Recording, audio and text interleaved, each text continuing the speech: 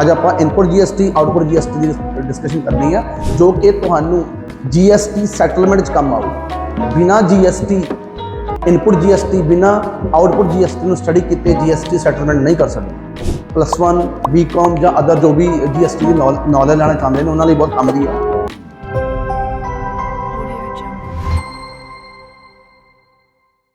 Welcome back to the channel students. GST series the part number 2 ਆਪਾਂ GST series ਸ਼ੁਰੂ ਕੀਤੀ ਹੋਈ ਆ। ਅੱਜ ਆਪਾਂ GST ਸੀਰੀਜ਼ ਦਾ ਪਾਰਟ ਨੰਬਰ 2 ਸਟਾਰਟ ਕਰ ਰਹੇ ਹਾਂ, ਜਿਹਦੇ ਵਿੱਚ ਆਪਾਂ GST ਦੇ ਬਾਰੇ ਆਊਟਪੁੱਟ GST ਬਾਰੇ ਔਰ ਇਨਪੁਟ GST ਬਾਰੇ ਡਿਸਕਸ ਕਰਾਂਗੇ। ਪਤਾ ਹੋਣਾ ਚਾਹੀਦਾ ਆਪਾਂ ਨੂੰ ਇਨਪੁਟ GST ਕੀ ਹੁੰਦਾ, ਆਊਟਪੁੱਟ GST ਕੀ ਹੁੰਦਾ। ਸਪੋਜ਼ ਕਰੋ ਮੈਂ ਬਿਜ਼ਨਸਮੈਨ ਹਾਂ ਔਰ ਮੇਰਾ ਕੰਮ ਕੀ ਆ, ਪਰਚੇਜ਼ ਕਰਨਾ, ਪਰਚੇਜ਼ ਕਰਕੇ ਸੇਲ ਕਰਨਾ। ਬਿਜ਼ਨਸਮੈਨ ਦਾ ਮੇਨ ਕੰਮ ਇਹੀ ਹੁੰਦਾ, मैं परचेज करदा और परचेज करके सेल करदा। परचेज किया सेल किया, डन, सिंपल। जब मैं परचेज करदा मीन मैं गुड परचेज की, एसेट्स परचेज की। परचेज करते समय जो मैं टैक्स पे करदा, परचेज करते समय जो टैक्स पे करदा उस टैक्स नूं इनपुट GST कहते हैं। एग्जाम्पल, मैं लुधियाने तो परचेज किया, मैं पटियाले तो परचेज किया, दैट मीन मैं सेंट्रल GST पे किया, स्टेट GST पे किया, that is my input GST।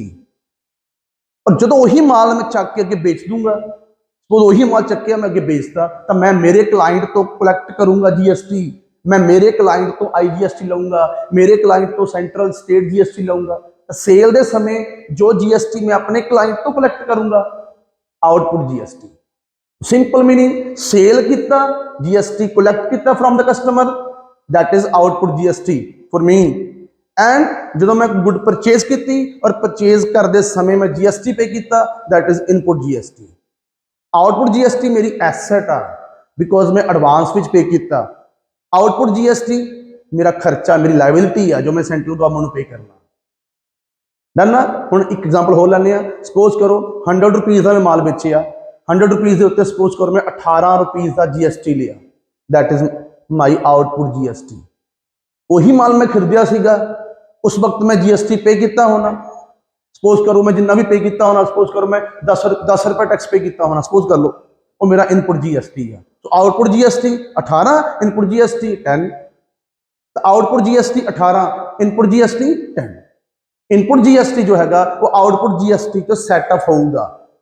मतलब जो मेरी आउटपुट GST 18 रुपये बनती है, वो मैं 10 रुपये का जो इनपुट GST ऑलरेडी पे किया होया वो माइनस करवा लूंगा और नैट लाइबिलिटी मेरी निकलूगी जस्ट 8 रुपीज़।